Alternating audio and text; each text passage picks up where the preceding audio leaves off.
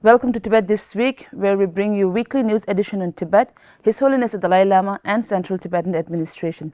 Let us look at the headlines first. His Holiness the Dalai Lama attends long life prayer offering by Nechung Monastery. United States Commission on International Religious Freedom report highlights China's religious repression in Tibet. 28 European countries raise concerns over Tibet at United Nations Human Rights Council.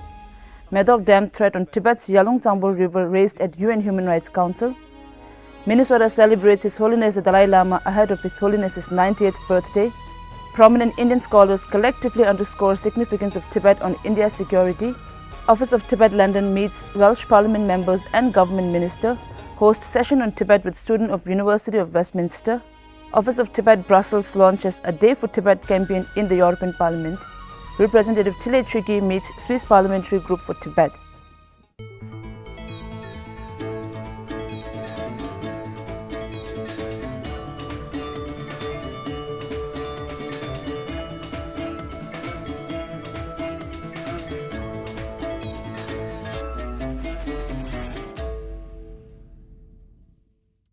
On Monday this week, monks and supporters of Nechung Monastery offered prayers for the long life of His Holiness the Dalai Lama.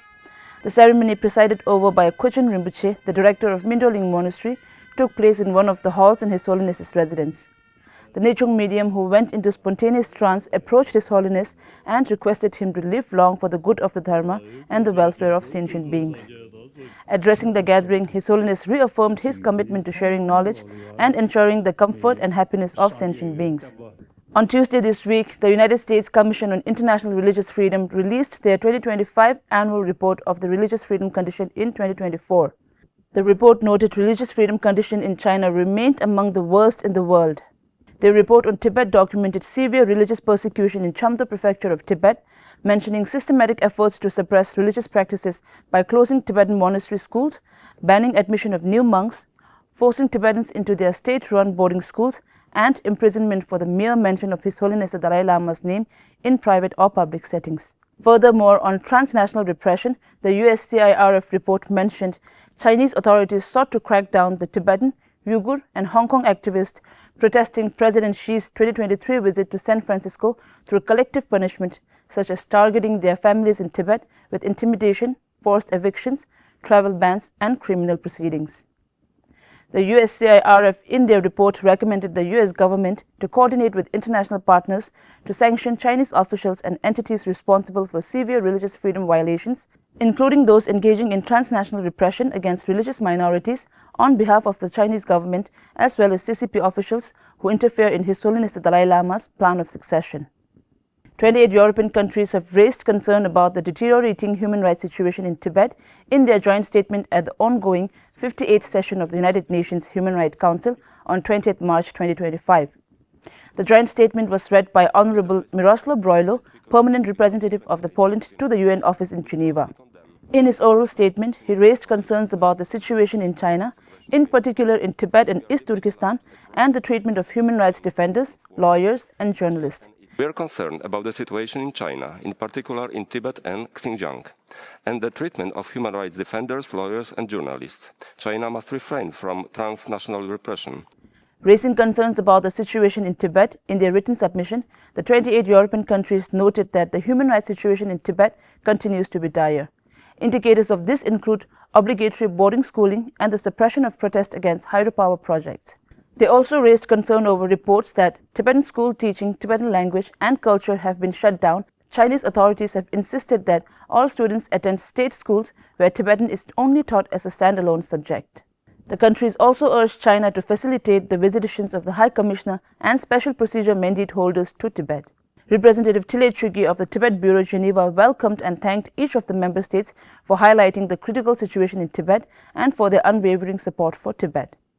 Pinso Tobke, UN Advocacy Officer at the Office of Tibet, Geneva, delivered an address during the 58th UN Human Rights Council, highlighting the threat posed by the planned construction of the Medog Dam on Tibet's Yarlung Tsangpo River.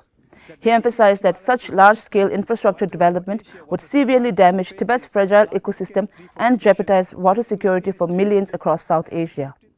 Pinso Tobke urged the international community to prioritize environmental sustainability over short-term economic interest. He called for transparent, cooperative action among nations to prevent irreversible ecological damage.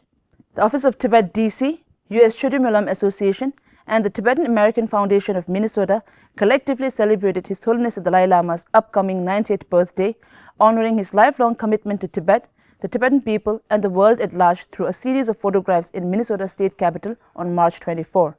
The celebration was graced by Kyabje Changze Choje Goso Rinpoche, Sharze Choje Rinpoche, Minnesota State Legislator and Representatives, Lobsang Jimba, Secretary of the Office of Dalai Lama, Namgyel Churup, Representative of the Office of Tibet DC, Lobsang Gyaltsen, Secretary of the Office of the Gandhi Throne Holder, members of the Tibetan American Foundation of Minnesota, and local residents.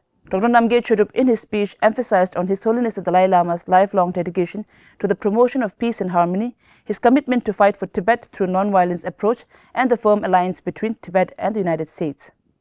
On Sunday last week, the Indian capital saw prominent scholars, professionals, and advocates collectively underscoring the strategic, historical, and humanitarian significance of Tibet as they met to discuss critical issues related to women's human security, resilience, environment and climate, digital security, artificial intelligence, and identity and expression. The two-day India-Tibet Friendship Society Women Conference highlighted critical impact of Tibet on India's security, regional stability, and international relations, while advocating for stronger engagement and support for the Tibetan cause. These panels were actively participated by more than 150 participants. The conference was organized by the India-Tibet Coordination Office and India-Tibet Friendship Society in collaboration with knowledge partners, Center for Youth, Center for Social Research, and the Institute of Social Development and Disaster Management. During the official outreach program in Cardiff, Representative Thinlay met two members of the Welsh Parliament and Director of the Temple of Peace. Last weekend, Representative Yangi met Honorable Mark Drakeford, member of Senate from the Labour Party and Cabinet Secretary for Finance and Welsh Language.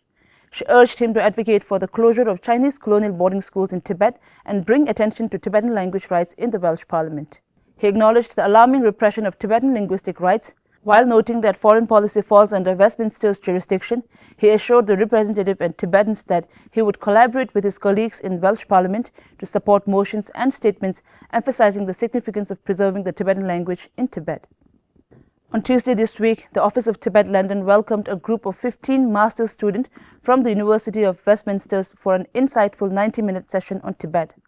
The visit, coordinated by Dr. Franz Peterson, course leader of the MA Diplomacy and Global Politics program, aimed to deepen students' understanding of non-state actors and para-diplomacy, core aspect of the Office of Tibet's work.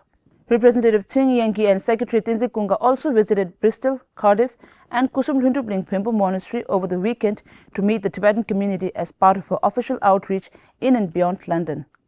The Office of Tibet Brussels launched a campaign titled A Day for Tibet in the European Parliament to mark the 66th anniversary of Tibetan National Uprising Day.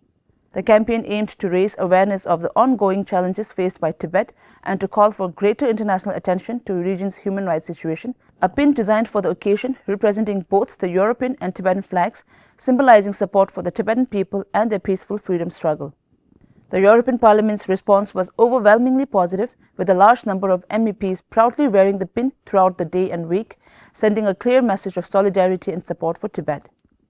Last week, the Swiss Parliamentary Tibet Support Group convened a side meeting during the spring session of the Swiss Parliament to discuss issues pertaining to Tibet and Tibetans. The meeting was chaired by Nicholas Waldo. In attendance were parliamentarians Fabienne Molina, Raphael Mahem, and Benjamin Rodriguez, Swiss Representative Tile Chukki, UN Advocacy Officer Pinso Topke, and Selena Morel from the Society for Threatened People. The meeting focused on preparations for celebrating His Holiness the Dalai Lama's 90th birthday on 6 July 2025 in the Swiss Parliament and the city of Lucerne. The gathering also discussed potential future visit by Swiss parliamentarians to Dharamsala. That is all for this week's edition of Tibet This Week. Thank you so much for watching.